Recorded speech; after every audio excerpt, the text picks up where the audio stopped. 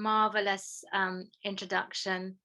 It's so wonderful to be here and to see so many people from across so many disciplines being united by the gender department at the LSE, and bring so many people from across the world together to discuss the urgency of conceptual diversity in knowledge production.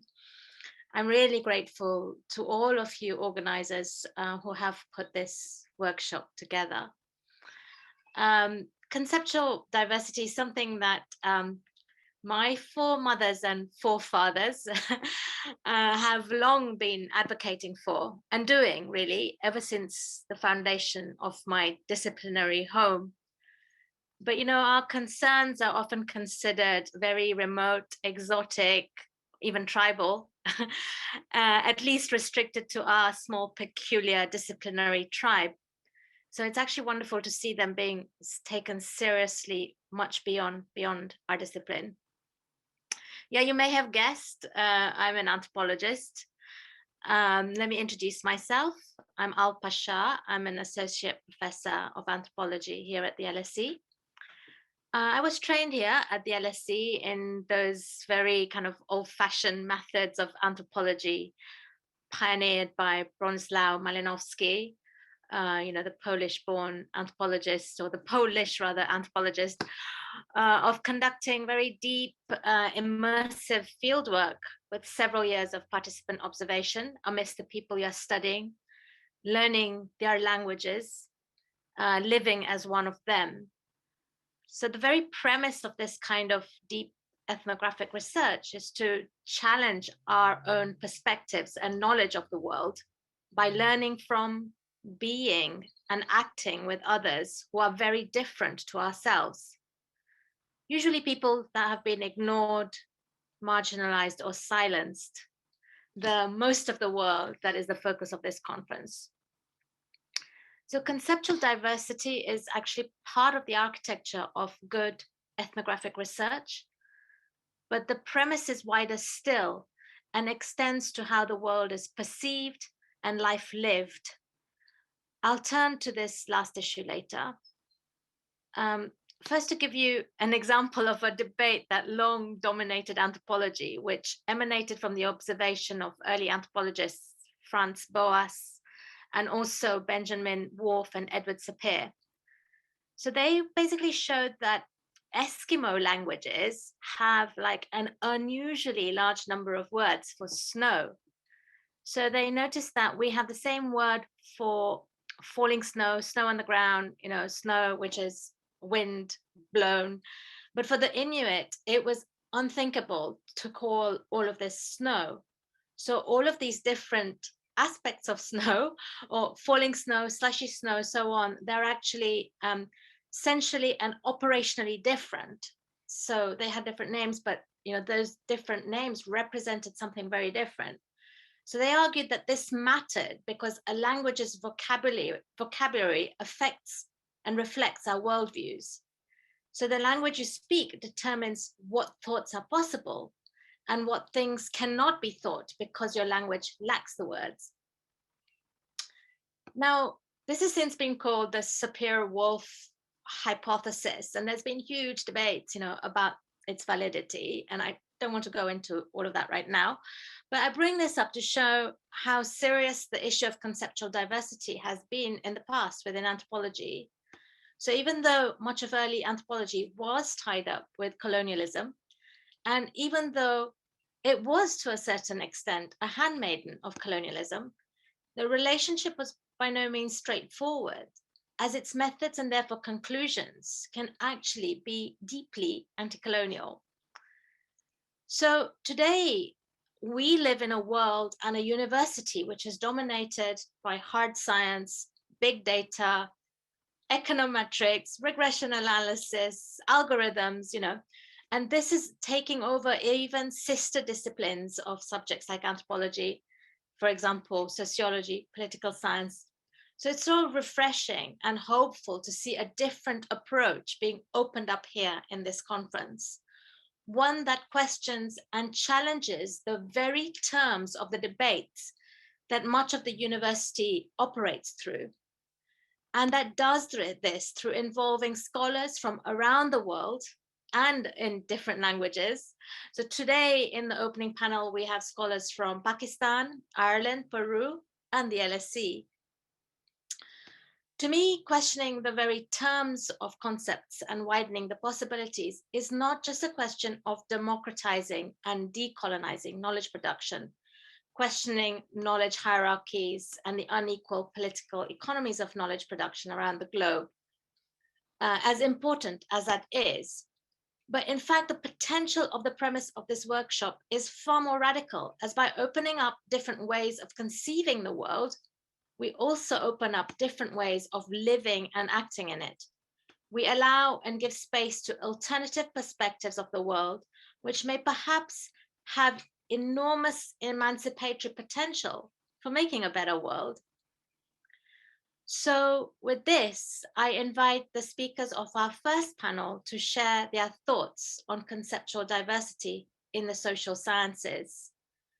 I give each of you 10 minutes to speak before opening up to a wider panel discussion. I request the people who are attending to use the Q&A function, the chat function, to share your thoughts and raise your questions for the speakers. So you can do so throughout as the speakers share their presentations, but I will collate and curate them as best as I can once the speakers have finished in order to open up a wider discussion. So we'll have hopefully quite a good session, quite a good space for discussion. We will end the panel at 11:30. Okay, so our speakers today, let me introduce them to you in the order of appearance. In the order of appearance, I take them. Yeah. So there's Yassin Brunger, who's from the Queen's University Belfast, and she's going to be talking about freedom, dreaming, and the concept of justice. We also have Rabbia Aslam joining us from Qaedi Azam University. Apologies if I'm pronouncing, not my pronunciation isn't precise. She is going to be talking to us about disciplinary boundaries, decoloniality, and the ironies of feminist knowledge production, sharing her experiences as a PhD scholar. And from here at the LSE and the Social Policy Department, we have Hakan Seckinelgin, decolonising the curriculum. What does the resistance tell us? Reflecting back on what's happening within social policy here at the LSE. And we also have joining us from Peru, from the Universidad Nacional Mayor de San Marcos, Roxana Quispe-Collantes, who is going to be speaking to us in Quechua. Comments and answers will be in Spanish. The indigenous languages are our universal legacies as the title of her presentation. So as Sumi mentioned, let me remind you that all the speakers' presentations are available on the web if you'd like to look at them. But now, without much further ado, let me hand over first to Yassin joining us from Belfast. Yassin, are you with us? No, we're going to have to skip her for now. She still has problems. Oh, right. Sorry, Yassin. So Rabbia, may we move on straight to you? Yes, sure. Thank you. Where are you based right now, Rabbia? Yeah, I'm here. Can you hear me? We can hear you. Where are you calling from? I am from Pakistan. Should I talk now? Great. Yes, please. Okay. You have the floor. Okay. Thank you very much. First of all, I would like to thank the organizer for this wonderful workshop on conceptual diversity. I'm especially thankful to Sumi Midhawk and Isabel Madam for their efforts for reaching up to that level. Sure, I will keep in mind I have 10 minutes. Now I'm start with my slides. Okay. Okay. Can everyone see my slides? Yes. A second. I'm start sharing my screen.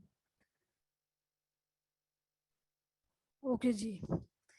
My name is Rabbia Aslam, and I'm working as a lecturer in gender studies, but I'm talking from dual perspective because I'm PhD scholar as well.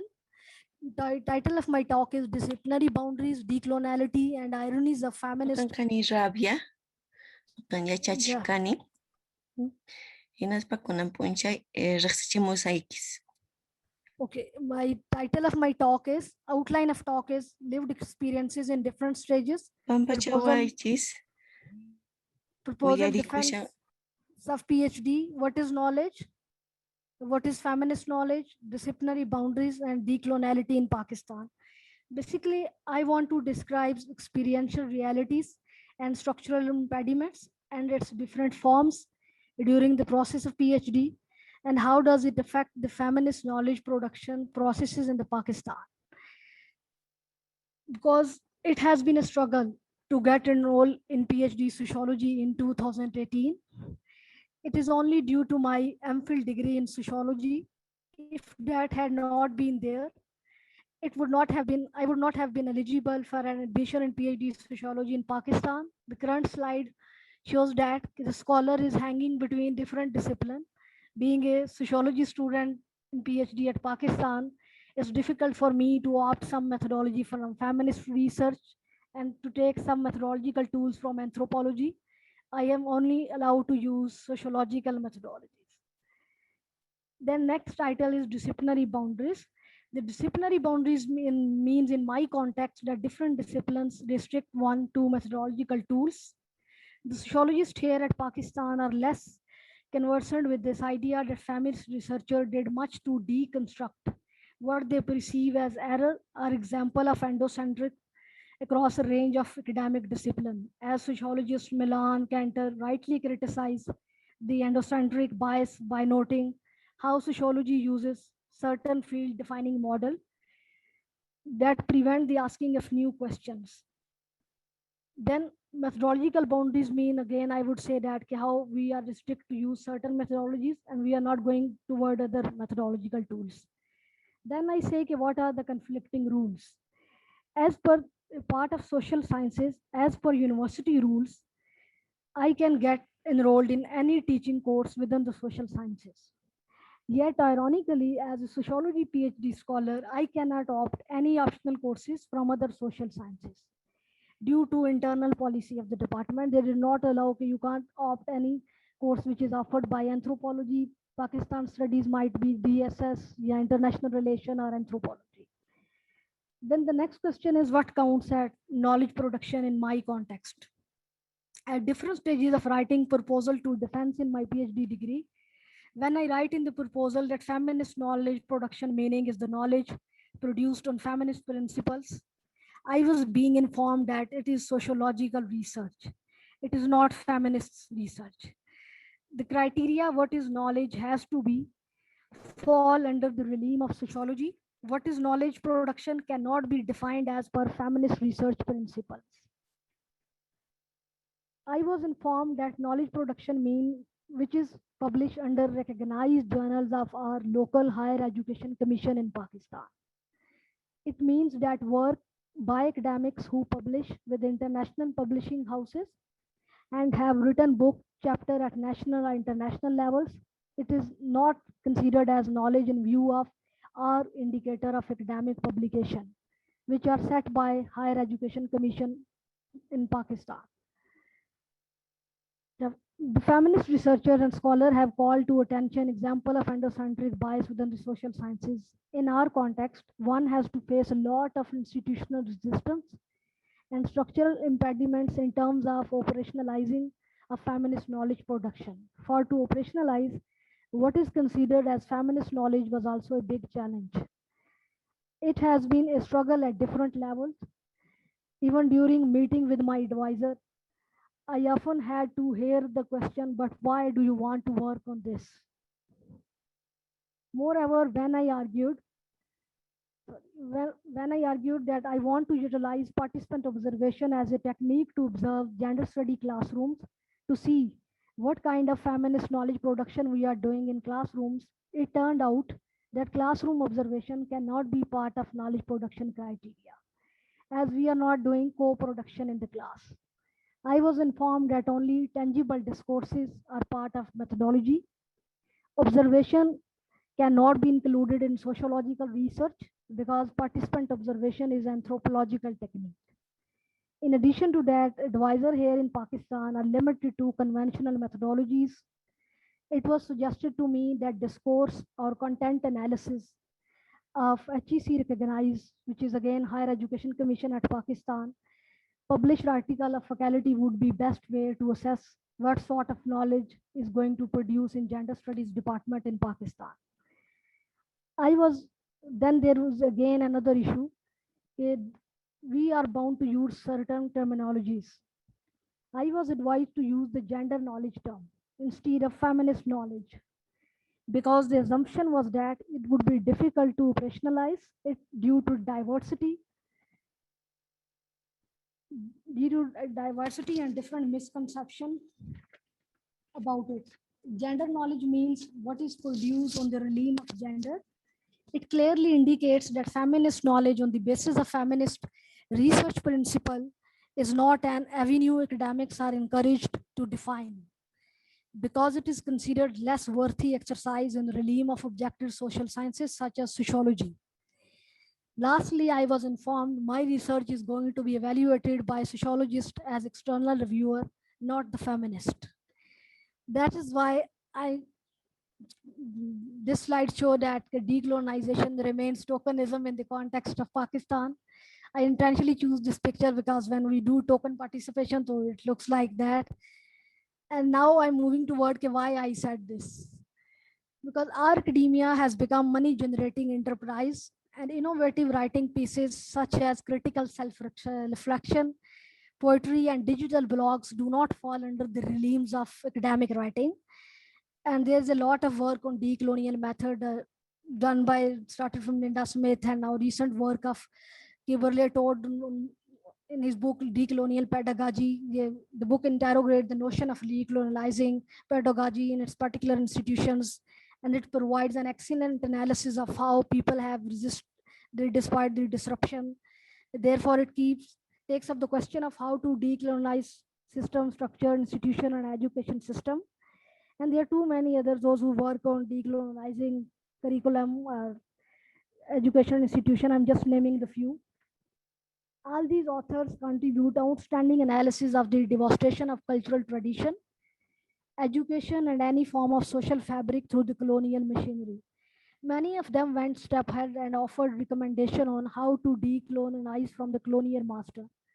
Some were vocalized about the importance of looking over indigenous languages, while Smith talked of research as dirty word and how the colonizer had justified their colonial agenda through research. As Miami 1965 put emphasized to the relationship between the colonizer and the colonized. Asif Manan mentioned that by imposing colonial language, that's why I said the role of colonial language is very important in our context. It impairs the capacity of indigenous language to represent reality. It claims that language of colonized lack technical or scientific vocabulary, as mentioned by Alpa and Sumi also talk about the role of colonial language. This disagreement brought about by colonial knowledge removes the awareness of pre-colonials. That's why I'm going to end with this sentence. I often realize that language keeps me at periphery even whilst being at the core of Pakistani academia. Thank you very much. That's all from my side.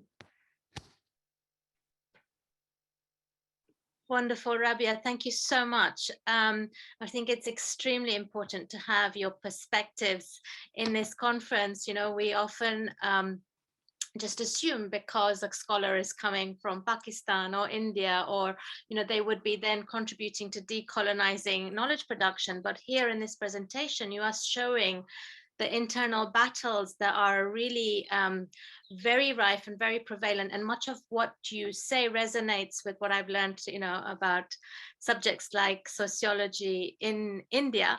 Yeah, and so many ironies and contradictions you've drawn out, which I hope we can turn to, in the discussion. Can you be a feminist while being a sociologist? I mean, bizarre questions you have to deal with right in this day and age, but it's also shows the importance of you being at this conference, voice your frustrations and the contradictions and the battles that lie ahead in Pakistan too. So thank you so much for sharing your work. I'm now going to hand over to Hakan. Hakan, are you with? There you are. Wonderful. Hakan, Seckinelgin, and That's fine. sorry, you will pronounce your name for everybody correctly.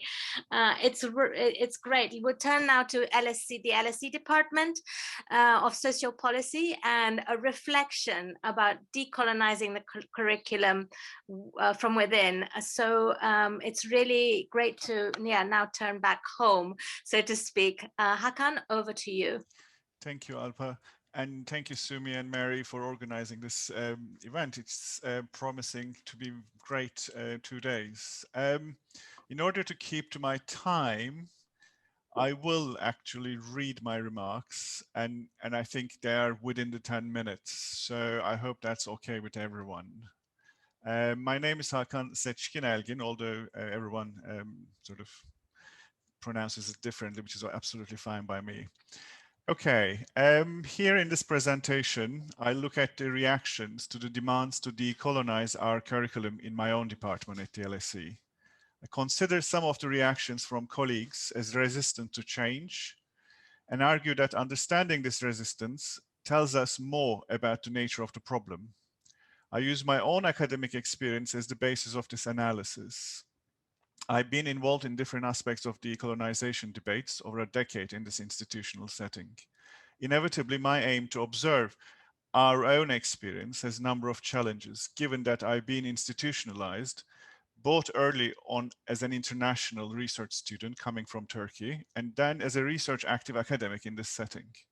I argue, following a kind of Luhmannian approach, that interplay between my positionality as gay Turkish academic and the institutional setting allows me to observe how rules and distinctions are made and monitored as boundary conditions for legitimating some knowledge claims and delegitimating some others. I just caution you, I use us and our, but you should read those in inverted commas as I don't necessarily include always myself into that. The demand to decolonize in its different variants is about to get education systems to think and change their approach to how they have been framing legitimate ways to think in society for generations of students. This is a direct challenge in many instances to the so-called disciplinary canons, as their construction and relevance are questioned. This questioning is about silences and omissions reproduced and established by racialized heteronormative patriarchal epistemologies. Thus, in brief, I understand the demand to decolonize as a process that deconstructs the epistemological grounds on which disciplines reproduce their canon, normalize it by both silencing their own racialized majoritarian histories and further contributing to racialization of knowledge practices. They establish boundaries of possibility of knowing for generations of students. This is about colonization of generations of students' life worlds. As being part of the education process, possibilities of knowing differently are delegitimized and subsumed under majoritarian canonical claims. I just turned to a typology I developed looking at the demands from our students for decolonization. And this is just my construction in terms of looking at over the years what students are asking. In our case, they are asking one intellectual focus. They are questioning that social policy is UK-centric and broadly based on Western European and the US experience, limited or no interest on how social policy might have developed anywhere outside this focus, lack of interest in other places, other histories, and other trajectories to well-being. Two, they find it theoretically narrow, lack of interest, or resistant to thinking beyond welfare states, the restricted and restrictive understanding of how to think about well-being conceptually. Theoretical narrowness leads to other demands or identifications. They find it universalizing, ahistorical, theoretical lens that lacks engagement with colonialism, coloniality, race, religion, and other issues, including sexuality. Students from different backgrounds, histories, and contexts observe that their experiences are not part of their studies, or maybe they don't matter at all. Lack of representation, they say, lack of different and varied discourses based on different experiences and contexts, and lack of diversity among the staff. So how do we respond to this? We, again, is an inverted commas. Again, this is a typology based on over a decade's observations within our discussions, how to respond to these observations by students. And that's sort of the majority view, maybe. There are, of course, different views in the department. The first one is canon. Important to teach the canon, we are told often, if the students want to have a chance or succeed in the marketplace. We are also told we teach experiences of social policy in established welfare states so that students can learn how to improve well-being in their contexts. We can add diversity by adding readings as alternatives, but we still need to teach the canon. Methodology cannot be part of decolonization, we are told. Not everything can be decolonized. And then some also are saying, don't know what creates this demand. We need to understand. Yes, we know what students are saying, but we have to explain it looking at the data, or numbers are too small to make inferences and conclusions when we look at the data. It is some students, some people argue, more international students than UK students. We cannot deal with UK international students together. Their experiences are different. So how do I understand these responses, our responses? The assumptions underwriting these reactions allow us to make sense of what these really mean. I do not accept that these reactions are simply about lack of knowledge or understanding. The above ordering of the reactions is not random. The initial reactions are giving the sense of lack of understanding or knowledge, but point 4 is a critical reaction that reveals that all these reactions are in a power hierarchy highlighted by the methodological claim that methodologies cannot be decolonized. This specific claim is about the mechanism of control that insists to use already established tools of verification as the grounds to consider these claims, students' claims, our claims. The power to accord normative worth to students, staff's demands to consider change remains with the existing epistemological conventions to assess veracity of such demands. The existing racialized and colonized positions are hidden by this normative position, pivoted by the assumed value independence and universal validity of the methodologies used. This is the mechanism of epistemic injustice, as described by Miranda Fricker. In these reactions, we can observe both types of epistemic injustice formulated by her. A, testimonial injustice. Someone is wronged in their capacity as a giver of knowledge. Hearer perceives the speaker in an epistemologically loaded way. We don't hear students. As staff, at times we are not heard. And hermeneutical injustice. Some is wronged in their capacity as a subject of social understanding. We don't even sometimes appear as categories in the way we are sort of studied, I suppose, as staff members. The repeated use of these mechanisms within existing structures of power leads to epistemic violence and distraction.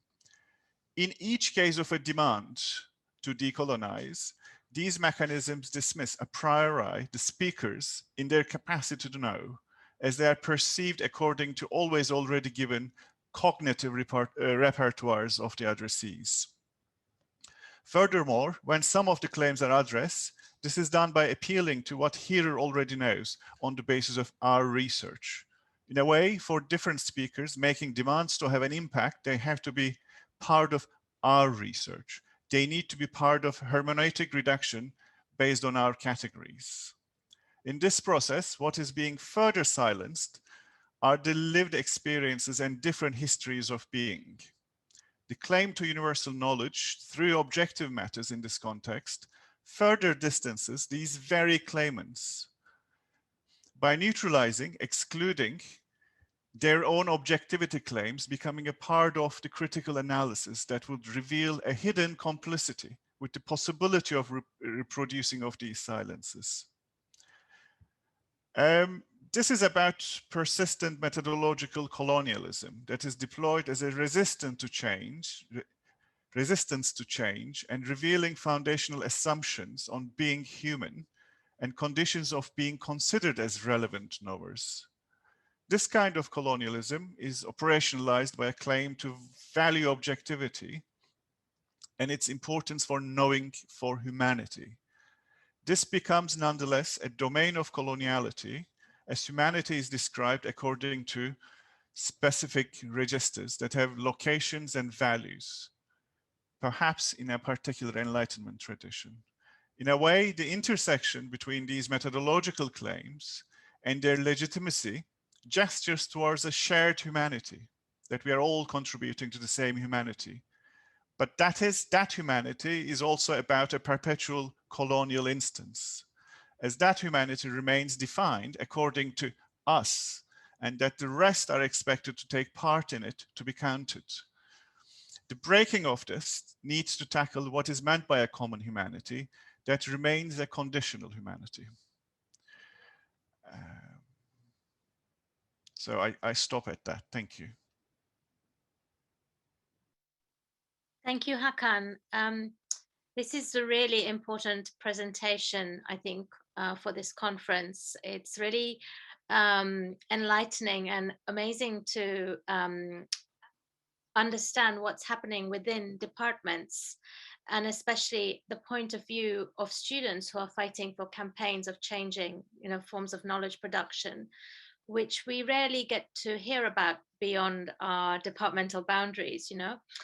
I have actually got lots of questions for you. I'm really interested in the things you'd like to see changed. What is the canon that you'd like to, how you'd like to change the canon?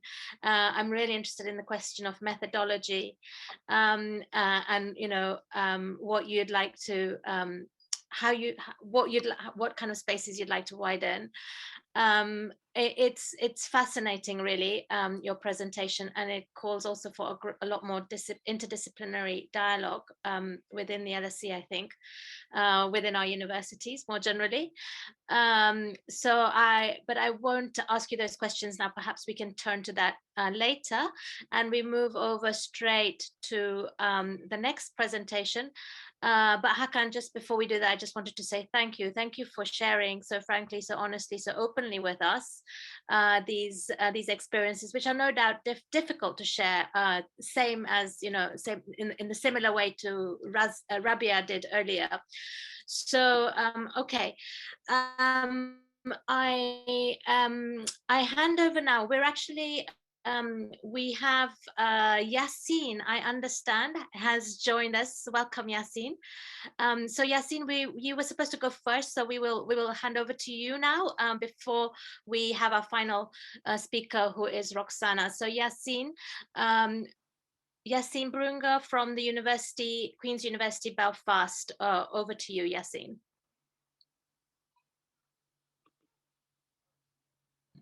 Can you hear me, Alpha? Yep, very good. Thank you so much. Thank you very much. And without kind of further ado, I'll start my 10 minutes here. My contribution today is going to focus on how we inject our discussions about kind of shifting knowledge production at its very foundations within the academy to a space that incorporates, nourishes, and indeed uplifts and amplifies a practice of liberation. I have been undertaking this project both from a perspective of someone who has tried to bring a sense of freedom dreaming within my own classroom. But I wanted to take the opportunity and conversation today with all of us to invite us to think more deeply about what that looks like within the academy. And I wanted our entry point to be the concept of justice.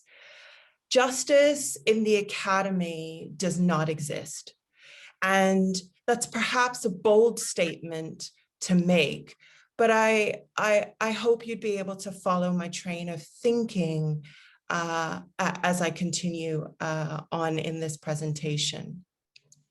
When we think about inequalities in education, when we think about racism in education, often we categorize these situations through the prism of the neoliberal academy. And I say this particularly as a Black African feminist rooted in a neoliberal academy in the United Kingdom. What is interesting is that my work in international law and human rights and my teachings forces an outward perspective on this question of justice, whether it's post-conflict situations, whether it's gender justice. And there is a deeper need to come, and I think part of this process is about a deeper self-reflection about whether I too belong to an institution of injustice. And one of the things that I've come to realize through reading, thinking and reflecting on the Black radical tradition and abolitionist thinking and African and Black feminism, which informs my knowing, my being, and my actions within the academy, is that I belong to a justice, an institution of injustice, because as long as education is built on a Eurocentric, kind of Anglo-American neoliberal capitalist model of knowledge production, what will occur is that the ways, the kind of systemic, grand ways of how we think about intellectual thought, how we reflect it within journals, within publications, within conferences, within workshops, is nevertheless going to fit into the modalities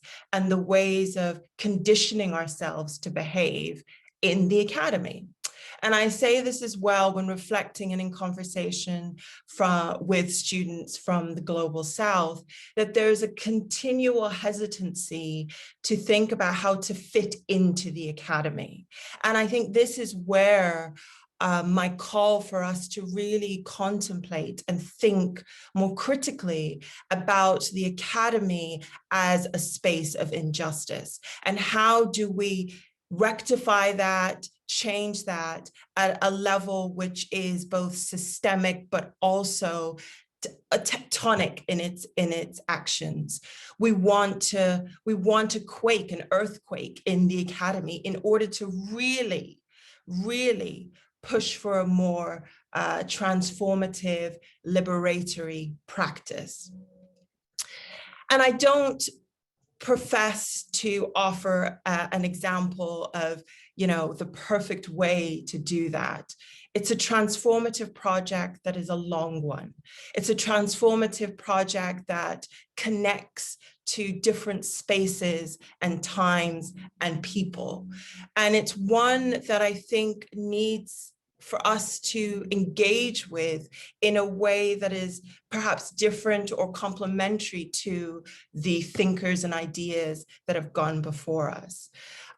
I call particularly upon the Black radical tradition, thinkers like Cedric Robinson, W.E.B. Du Bois, Angela Davis, Ruth Wilson Gilmore, Bell Hooks, so many, Sarah Ahmed. I think about radical thinkers who have pushed the boundaries of what we know to be our understanding of justice, of society, of knowledge, of a radical space of imagination.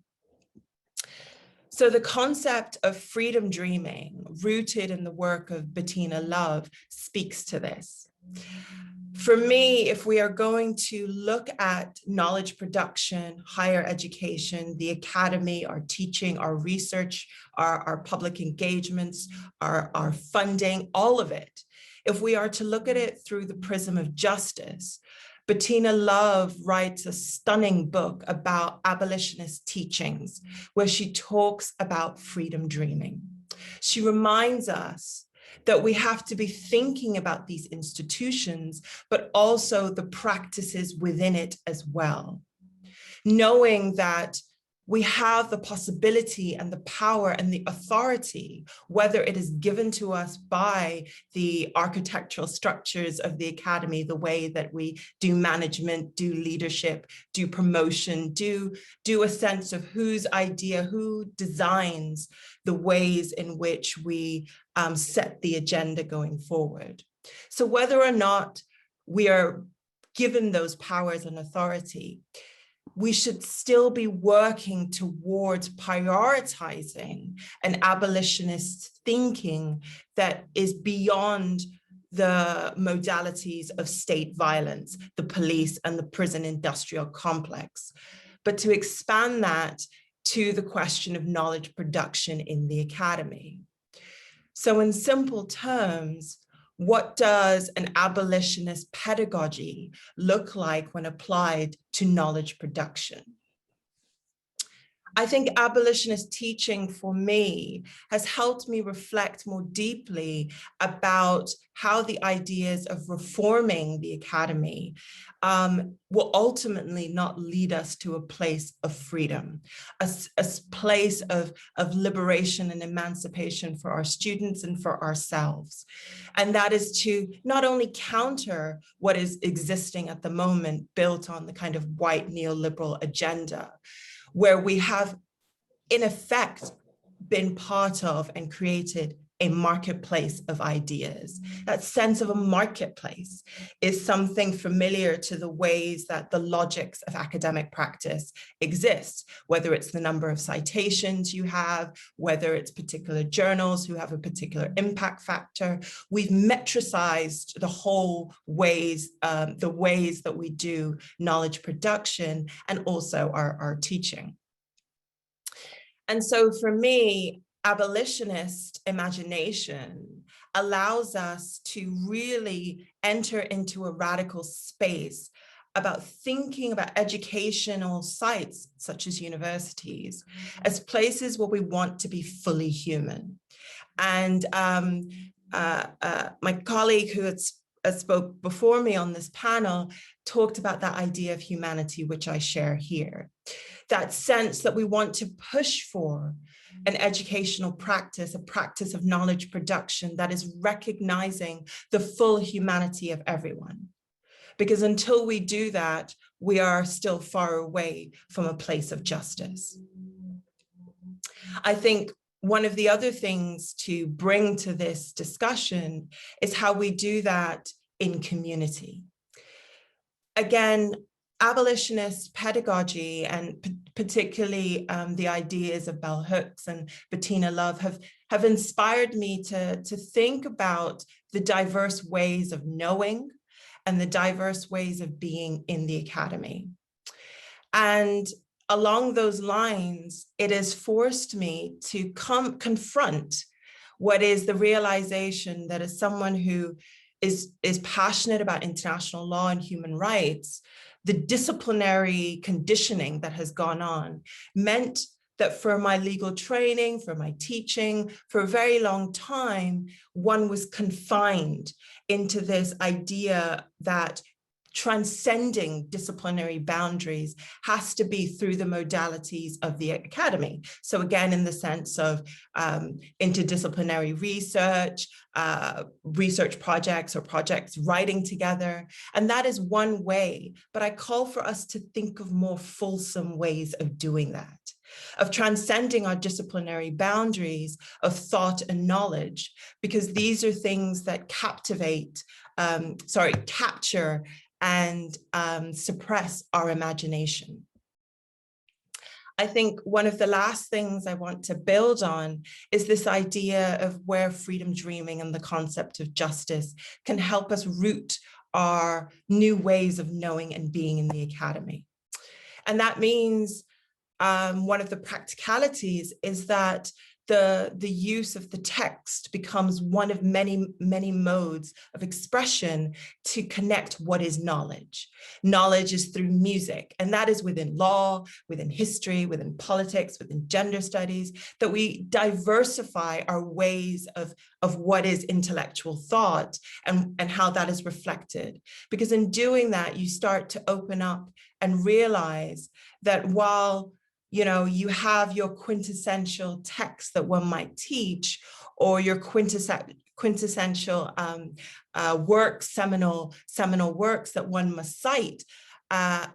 There are also other ways to express ideas that challenge the hierarchies that exist. So for instance, with one of my students, I've encouraged him to use poetry, the language of poetry and poets who speak to social movements, to history, to justice, to community, that connects to the ideas within his work. And I think it's in that openness and in that way of carving out those spaces, the abolitionist imagination can be most useful to us. To finish off, I just want to bring us back to something that Robin G. Kelley talks about, which is that when you're thinking about freedom dreaming, it's about connectivity and it's about community. And we are in community at the moment, albeit virtually. And it's something that in the work of justice and in the constant struggle for justice and freedom in higher education, we must remember that we may not be here to see the finished product. We may not be here when we reach the finish line and our education system is transformed. But nevertheless, we must continue to live our life every day in a way that our teaching, research, and educational practice reflects the justice we wish to see and be in the world. Thank you so much, Yassin, for this really wide-ranging and very powerful and important presentation. In some ways, it's actually nice that you came a bit late and you came after Rabbia and Hakan, because you actually picked up on a number of themes that are implicit in their presentations too, and lots of things to discuss. I think one of the issues that you have kind of highlighted, which was there in Rabbia's presentation too, was the importance of neoliberal capitalism in the academy and how it's driving how we produce knowledge production. Rabbia also talked about some of these issues that didn't use those terms, and how we challenge that, and I think we cannot have conversations about conceptual diversity without also, or decolonization without also thinking about capitalism and how we challenge that from within the academy. The other idea I loved, which you drew out, is the idea of humanity. In this world where so many people are arguing for a post-human world, right? For our lives to be taken over by robots and algorithms, and you're bringing us back to what matters, which is humanity. My colleague David Graeber often used to argue that, in fact, what we live in is a pre-human world, because we can't actually be humans because of all the constraints, around us. So yeah, I have so many questions for you too, but we will leave those for the discussion. But thank you for this very powerful and important contribution. I am now going to hand over to our final speaker, Roxana. You're with us? Yeah. There, oh, wonderful. There you are, Roxana Quispe-Collantes, calling in from Peru. I hand over to you. Roxana's going to speak, as I understand, in Quechua, but her translated script is available on the website, and she will be taking questions in Spanish. It's amazing conference. We have translators with us throughout, so we can work together. Okay, Roxana, over to you.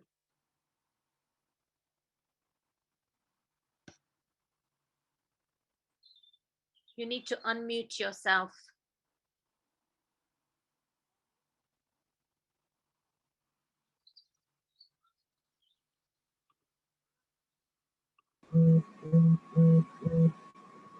Lovely.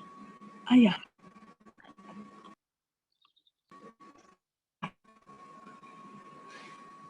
Alillanchu imaynallan uyariwan shankichis.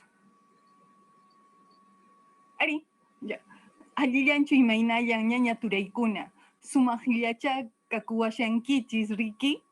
Ñawpaqantaqa kay London School of Economics man kay Department of Their Studies manta sutichaku hatun yachay wasipi pikunacha kay huñunakuy tantanakuypaq llank'aranku paykunata tukuy sunquywanmi añaychakuni. Isabelcha ñañaymanwan, Rebecacha ñañaywanman mamay ñañayman ima anchata añaychakuni. Qillqasqayta chaskiwasqankumanta chaymanta kaypi kanaypaq mink'akuwasqankumanta ima. Kay karu llaqtakunamura kay runasimi mamasimiwan achurikusqaymantan ancha kusisqa tarikuni. Tukuy sunquywanmi anchata llapaykichista añaychakuykichis. Ichaqa lluy siminchiskunaqa manan saywakunawanqa kanankuchu.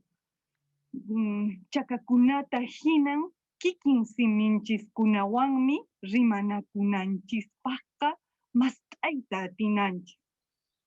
Chaymantawanpas kay Carmen Mamani Paucar ñañayman Vilma Quispe pari ñañaymanpas ima sunquywanmi añaychakuni. Kay panel nisqata simimanta Castilla simiman sumaqta t'ikhrachisqankumanta anchata añaychakuni. Kunanqa qallarisaq kayta haywaricamusaq.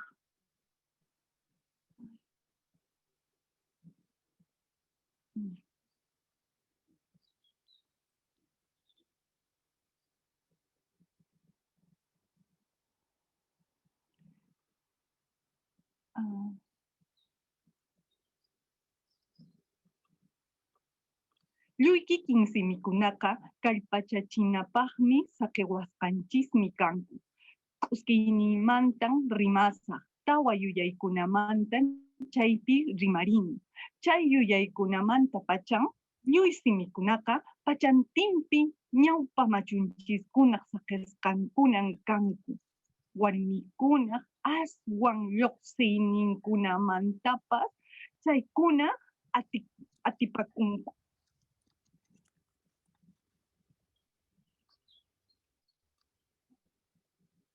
Rikukushanchu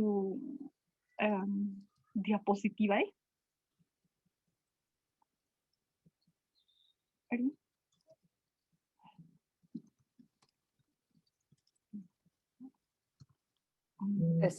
¿Me estás preguntando algo a mí, Roxana?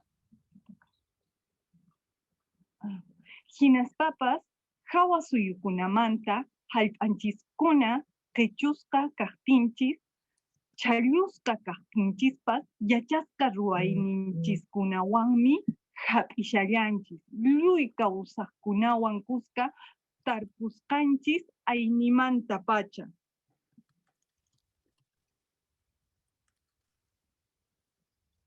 Awqanakuykuna lluqsaqtinkum haywarikuyninchiskunaqa q'uchurichikuyninchiskunapas chay llaqta runakunaq watanakuyninkunatan waqmanta kallpachaspa simp'arirqanku. Kikinmanta siminchiskunaqa lluy kawsayninchiskunatan waqmanta kallpachachinku. Lluy saqisqankuta q'ipisqankumanta chaymantawan ñawpa machunchiskunamantaraqmi chanin saqisqanku kasqankumanta ima. Ichaqa manan rimakushankuchu, manan hap'ikushankuchu, manan yachachikushankuchu, manan haywakushankuchu, chayrayku lluy simikuna hark'ananchispaqmi chanintan llank'ananchis.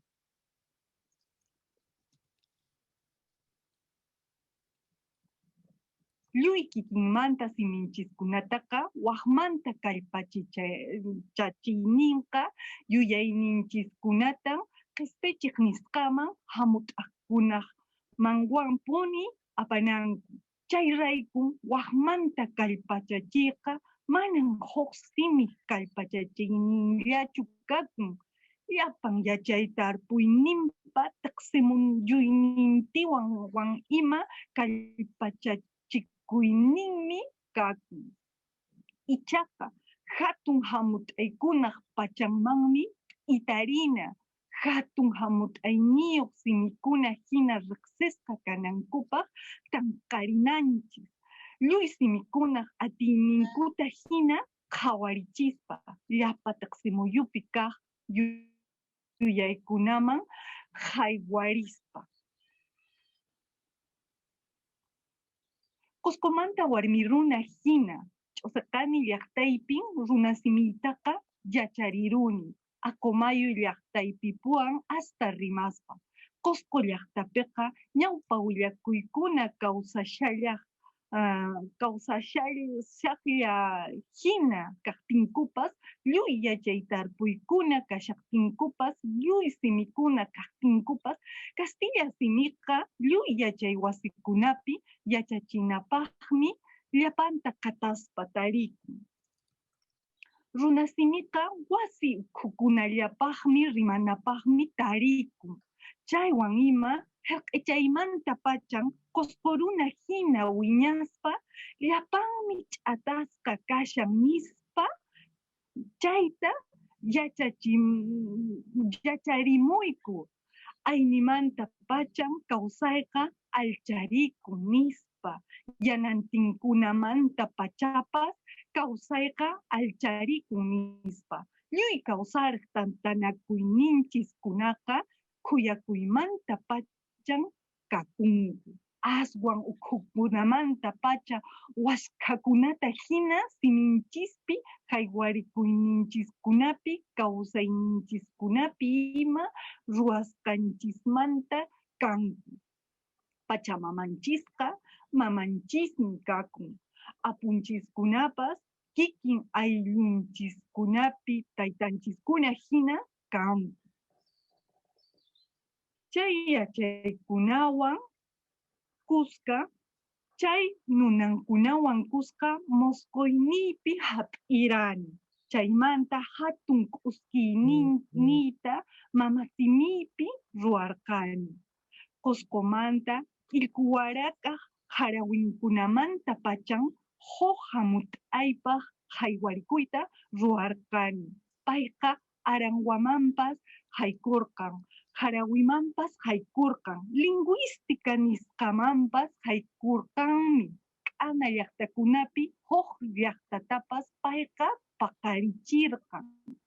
Kay haywarikuykunapiqa mama simiytan hap'irqani. K'ana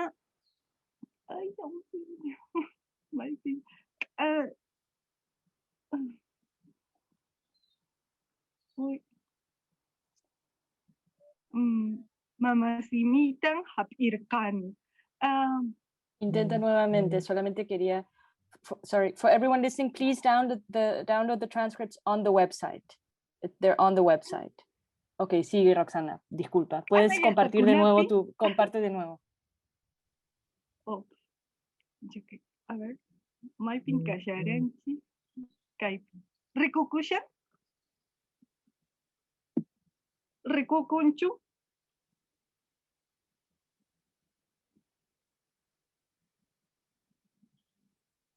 Dale. Ya.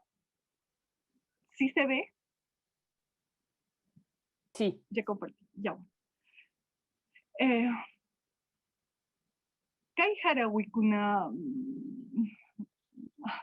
haywarikuyni paqqa mamasimitan hap'irqani. K'ana llaqtakunapi rimayniykunata hap'ispa ima.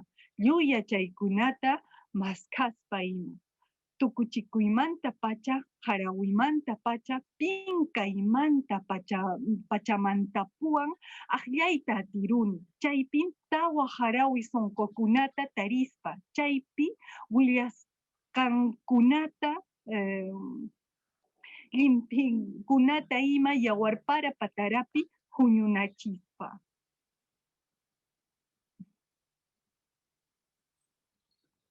Kay yawarpara patarapiqa llapachanmi t'ikrachikuypa muyurintinpin muyurin. Huk chimpanpiqa llakiwan, kusikuywan ima putita maskhaytawan kuyunku. Suyaywan llapa allinninwan ima tantanasqa rikhurimunku. Huk chimpanmanqa wañuywan kawsaywan pachaq puriqwan ima llapa huñusqan pirqakuna hina kanku. Huk kuyusqa pampamantan kanku. Chaypin llapachanku pukllarinku llapa tantanakunku ima. Sapanka limpikunapiqa iskay inimanta huk inillaman lluqsisqawan antiurqukunapi yachaytarpuykunamanta qullqu warak'a ch'ullanchasqa qhawarinninman hina harawisqa tarikun. Khuyakuymanta pachanmanmi llakiwan kusiywan rimaykunaqa waharinku. Chaykamaqa wañuywan kawsaywan llapa ruwasqankumanta hap'isqanta waharinku. Antiurqukunapi pachaqa kawsashaq yachaytarpunayuqmi kakunku. T'ikrachisqa ima ninankunawan chaypi runakunaq aqllayninman chuchupakunchis.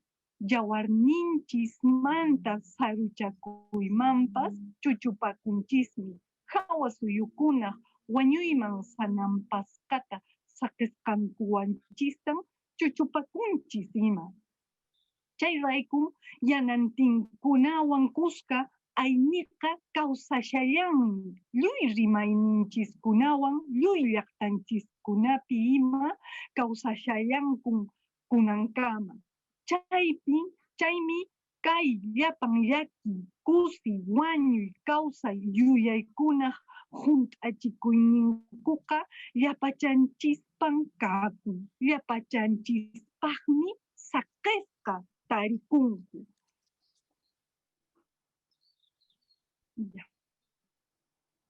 Ñawpa pachakunamantaraq saqisqanku noqanchis warmikunaqa q'ipiqninkunan kanchis.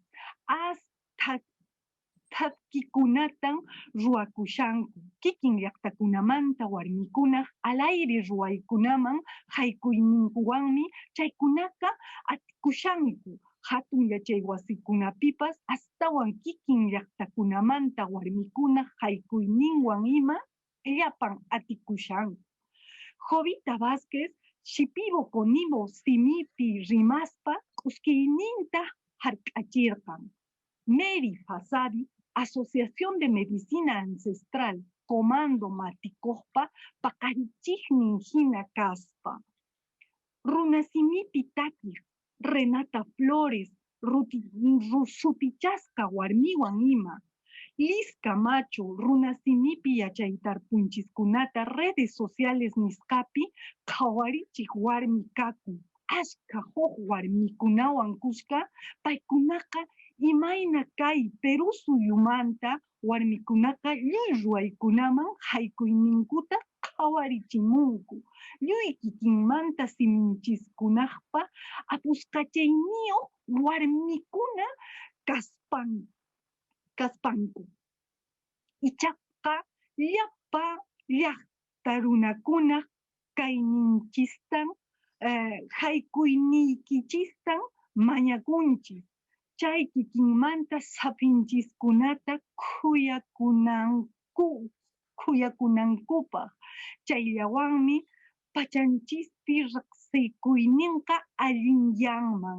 pachapi kawsaq kunawan ima allinyanman, mamanchiswan rimanakuyninchis allinyanman. Kay antiorcokunapi pachapiqa willkanchasqa pachamanchismi kaki.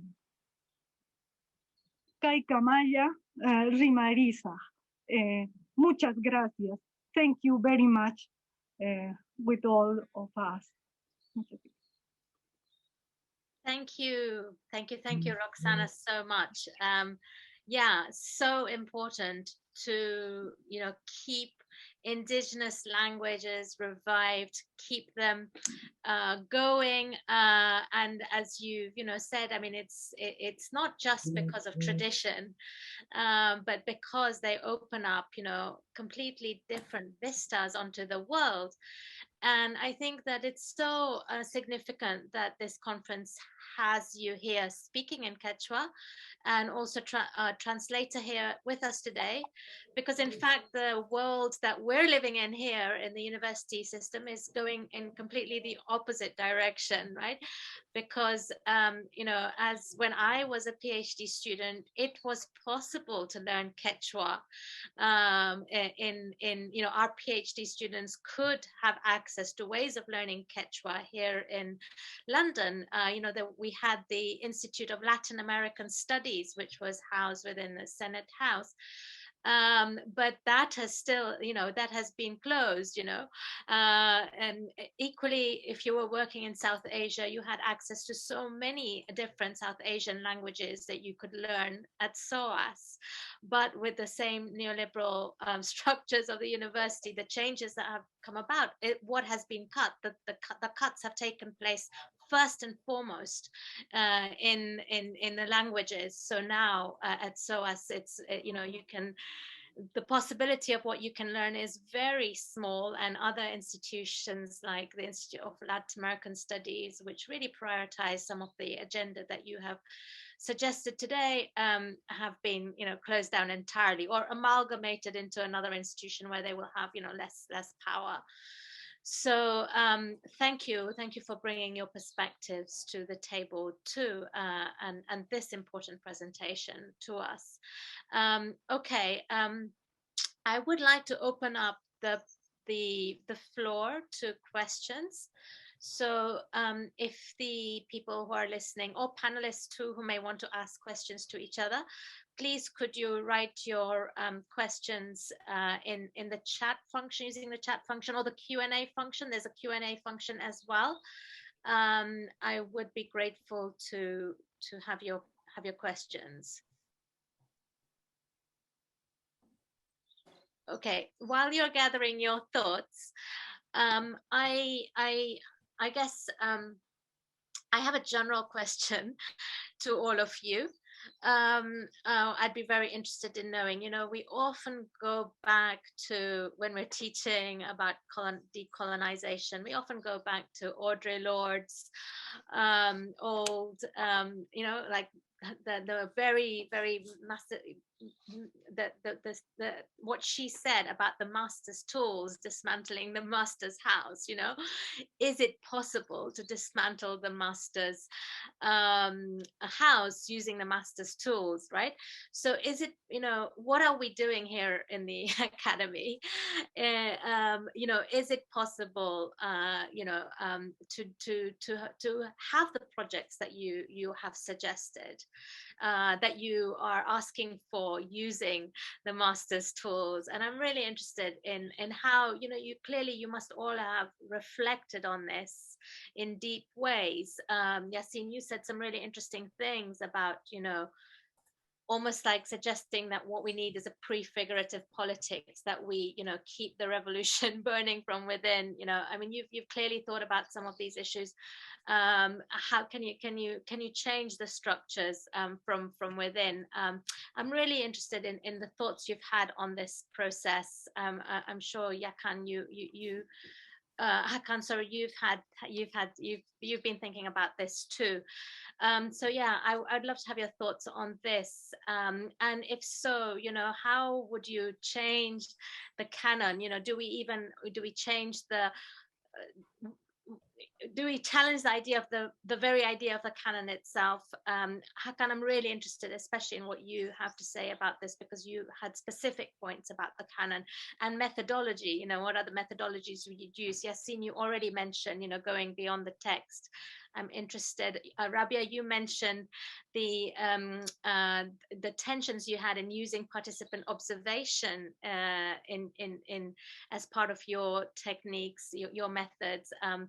I'd like to understand more what you've thought about in relation to both the canon and methods, and how we may maybe also breach the boundaries that we have. You know, I mean, I've argued in some of my work that participant observation isn't just a method, it's actually, you know, a praxis. So it challenges the division between theory and praxis. And okay, so just to start us off, maybe let me see if we've had any more questions yet. Okay, well, questions are coming in, so maybe if you'd like to address that, I'll give you just each maybe 2 minutes, no more, and then we'll turn to some of the other questions that are coming into the panel. Who'd like to go first? Oh. Hakan, you muttered. Oh, Over to you. I did. I was going to volunteer Yassin because she arrived after we started. Maybe she wants to say something before I do. Oh, thanks, Hakan. I think that's a really powerful quote from Audre Lorde, but I think it invites us, it should invite us to go deeper into what she's trying to say, because I think when I've come to a space of abolitionist pedagogy and the realization that we have to be radical, and in the same way that one can accept the violence of, you know, state police violence and the prison industrial complex. I think what's interesting is when you maneuver that to higher education, in some ways it's subtle, but at the same time it's explicitly overt and can be just as tarnishing on the human spirit as I think some of the other manifestations of violence that we see in our society. You know, Black and brown colleagues and students who are exhausted, who feel they will never fit in, who feel that the academy does not make space for them unless they are complicit and, you know, behave in a certain manner. You know, if we really got to talk about what goes on within higher education and the realities for many who don't fit into the kind of architecture of the white neoliberal model, you know, if we really excavated that, then we will see we can only come to a conclusion where, yes, we have to do something radically different. You saw that with the strikes where people had teach outs. You know, that was a radical alternative to how we think about education. You see the free Black university, a radical idea of doing something different, of building something different. And I think the hesitancy is because we are conditioned and attached to the institutions. They make us so in order to progress or go up the kind of a career progression from student to PhD.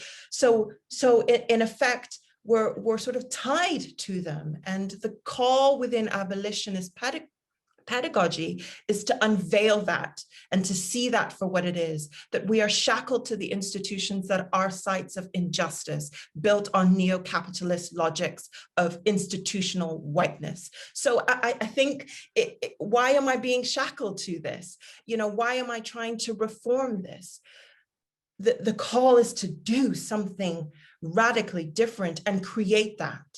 And it may not look like the university that we're part of now, but it can be alternatives. This now is a space of radical resistance and imagination for me. Although yes, it is within the framework of LSE, but it's that space because I'm in community with people who can see that we're trying to, you know, make way until we're continually building the project for a different space.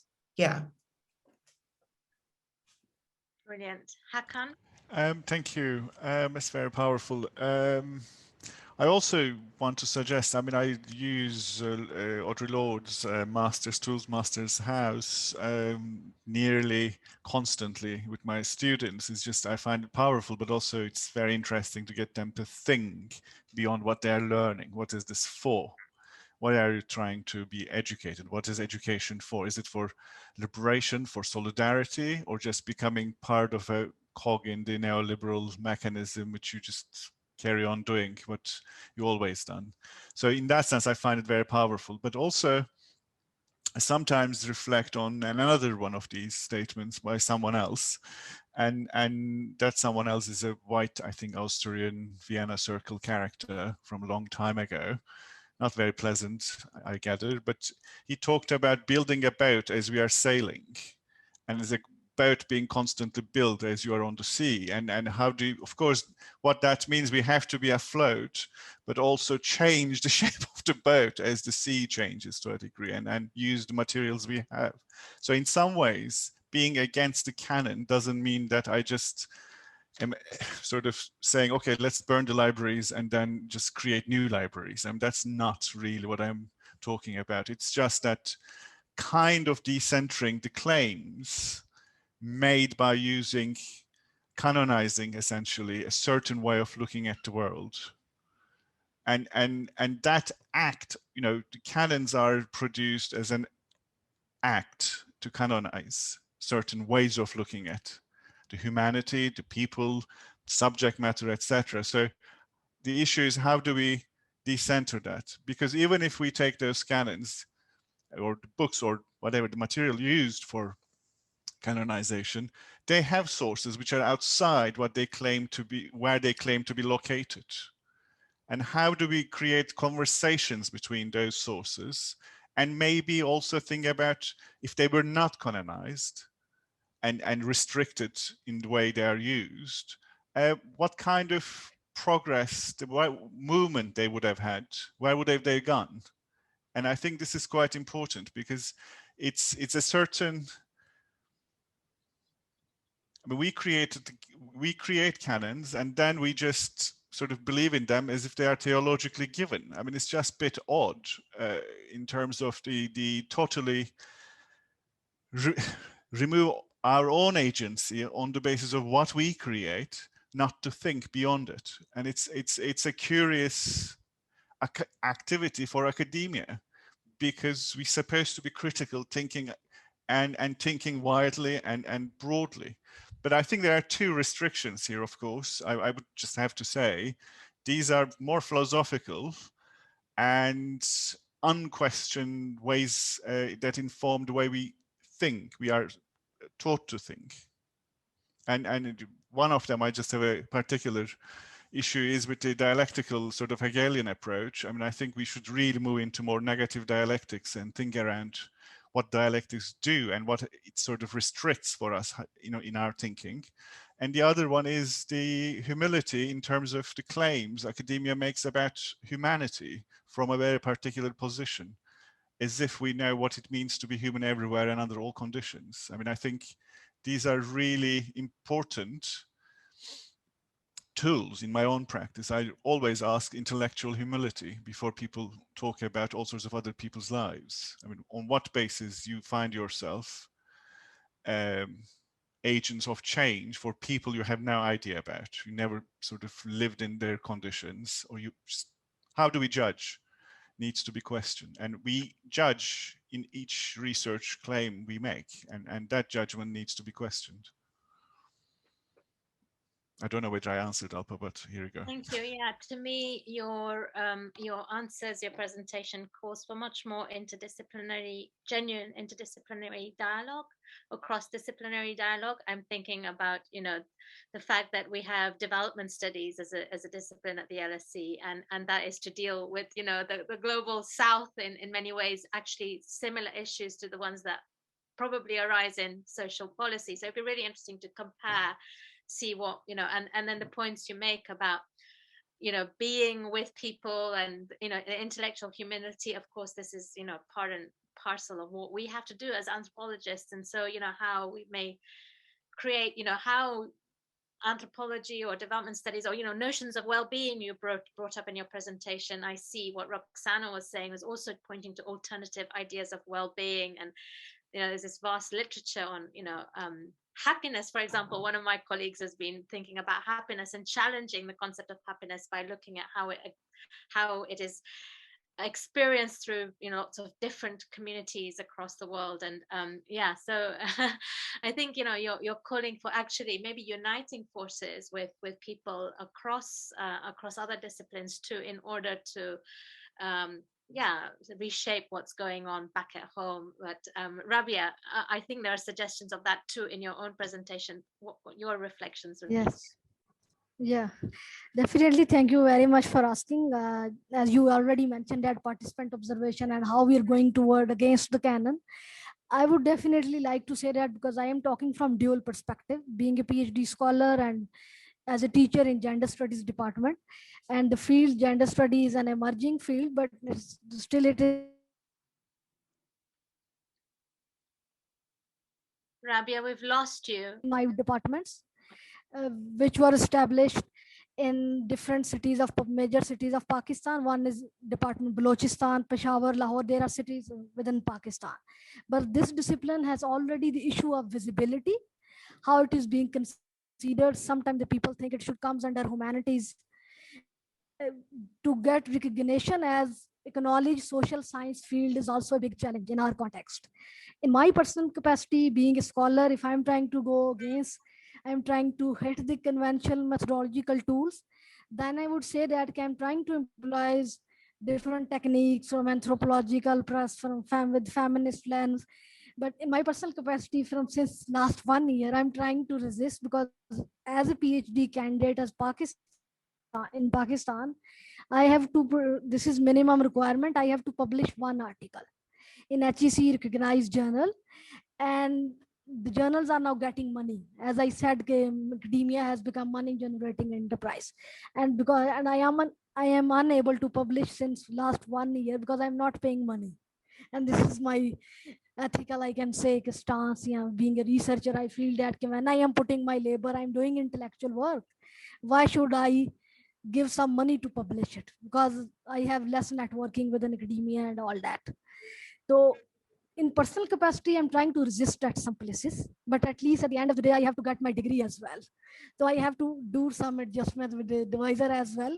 But basically, disciplinary boundaries, decoloniality, all these debates, these issues are very new in our academia, where we are just concerned with quantitative indicators of the sex, where the teacher and professor promotion is linked to how much you have published, in which category, recognized journals, how much they have exposure toward.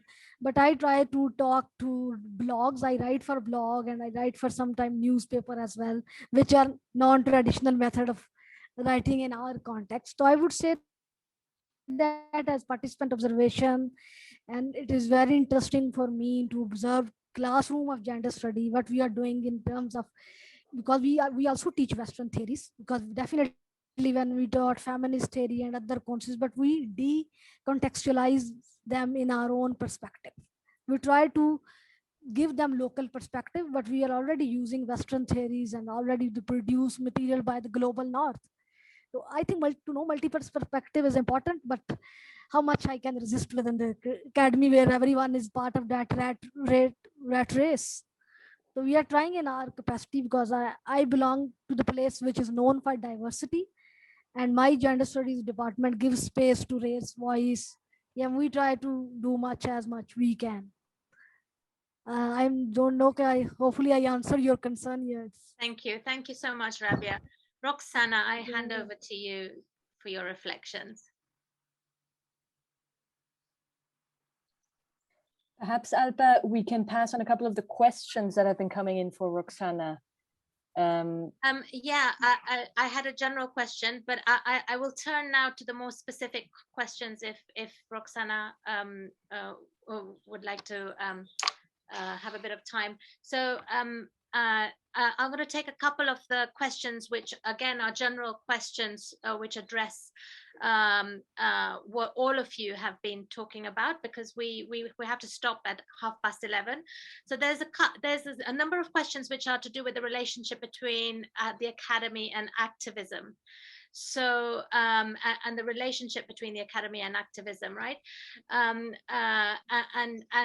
So there is a question about what are the alternatives outside of the academy and the university and its neoliberal processes for an academic researcher to propel the decolonization movement forward? So this is, I guess, a question about, what are the spaces outside the academy? How do we work with spaces outside the academy? Maybe if we can make that more concrete, if you can answer that through your own specific experiences rather than in general terms, we may get more out of that question. There's also a number of questions from Rochelle Burgess, but there is one about sustaining activism within the transformation of the academy. Is the understanding of activism as needing to be both loud and quiet, serving short-term and long-term goals at the same time? Would the speakers reflect on how they see these modes of action fitting within their own worlds? So yeah, if we can maybe take those questions about activism. If you see any questions that you'd also like to answer that are out in the chat and the Q&A in the response that you give, then please feel free to do that. So again, I'm going to hand over to the speakers for 2 minutes, no more, because we do have to finish at 11:30. Thank you all for lots of questions coming through. I hope the speakers may be able to address some of them. Thank you. Who would like to go first? Roxana, would you like to go first, since you didn't? Yeah, go ahead. Ari, noka niman kay aktivismo siminchis kunawan aktivismo ka makinchistin kashan nokanchispa makinchismantan sayarinan pakarinan sichus nokanchis estado gobierno hatun kamachikuqta suyasunchis manan imatapas aypasunchu manan hayk'aqpas suyaspallacha qhipaswan. Bien, lo que quiero decir es que toda forma de impulsar principalmente nuestras lenguas originarias se encuentra en nuestras manos, ¿no? No podemos esperar que el gobierno, que las autoridades u otras entidades pongan manos a la obra, porque muchas veces no lo hacen. En el Perú incluso la educación es bastante precaria, es dramática, no tenemos buena educación y mucho menos las lenguas originarias no tienen presencia en las escuelas. Las mujeres somos aisladas, nuestras oportunidades cada vez son menos, pero si tomamos la tarea en nuestras manos como nuestra responsabilidad, pienso que se puede lograr. Sin esperar a que otras personas, otras entidades lo hagan. Es muy importante que las mujeres principalmente tomen esta tarea de transmitir las lenguas originarias de generación en generación, porque nuestras lenguas no son menos, tampoco son más que otras lenguas en el mundo, y que tenemos la necesidad de que sean partícipes en el mundo académico, en la ciencia, porque ya desde antes nuestros antepasados lo han demostrado de esa forma, construyendo grandes maravillas, demostrando grandes avances científicos en nuestra lengua, para nuestro caso es en el runasimi, ¿no? La gran cultura inca ha demostrado grandes avances y esos saberes ancestrales que nos han dejado nuestros abuelos, nuestros antepasados, los tenemos que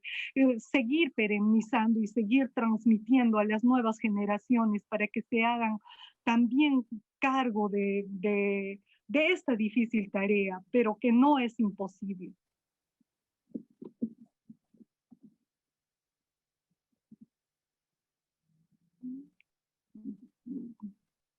Cheka mayang rimane. Thank you, Roxana. I have to confess that I only found the interpretation button halfway through what you were saying. So my questions, my reflections will not be as pointed, but I just wanted to salute you for spearheading, the doing your thesis in Quechua, because clearly now, as part of a global movement, it has to begin at the grassroots, that you have the power to reach out to an international audience through the international indigenous human rights movements as well, and when the structures are being closed down, even in places like London, what you are doing back in Peru is hugely significant as part of a global movement to keep alive languages like Quechua, but also many others, because I think your work will inspire many other people across the world. So thank you for that. So I'm going to hand over to Yassin, perhaps. Just answer quickly the question on activism and the loud and the quiet, and I think that's such a beautiful way of understanding activism in a multi-dimensional 3D kinetic energy type of way. So thank you so much for that. I forgot the person's name who offered that to us, to our community here. I think, in sustaining transformative change and a kind of political project that we're undertaking, it's important to rely on radical self-care rooted in our community. As a Gambian, I have been brought up and rooted in the idea that, my community is beyond just my family, but my neighbors, my friends. I'm using my neighbor's Wi-Fi as an example. That was community, because on the WhatsApp group, I called for help. And it's that sense of that radical connection builds our humanity together, because in the fullness of who I am, I can see also the fullness of who you are. And the academy reduces that. It forces us to be individualistic. It forces us to remain in that one lane, one pillar of our disciplines, of our schools, of our practices. And the more that we build networks and community, the more that we thrive rather than just survive academia. And so that's what I would offer in return to that wonderful reflection about activism. Thank you, Yassin. And I'll hand over to Rabbia just for 1 minute of reflection on those questions, because we are over time. So 1 minute to you and then 1 minute to Yes, sure. Okay, sure. Thank you. I definitely think that the relationship of academy and activism is really important. And when we talk about the research and the structural embediments, and we think how this knowledge which we are producing is going to touch the roots, so we need to consider theory and praxis are very important, and they cannot be disconnected from each other. But basically, in our context, the academicians are typically academicians. They are only limited to the classroom. I'm just talking in Pakistani context, and there are very few those who have connection with the communities, and those who consider themselves as activists, and they do try to convert the theory into practice.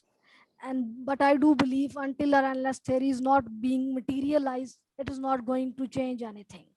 The conceptual diversity also depend how much we are coming with new idea which are rooted in the communities. So I think it's very important. Theory and praxis cannot be separate from each other, but it depends how one's define activism. For someone, the writing can be activism, but someone can say that if I'm going in for street protest, it can be the activism as well. Thank you very much.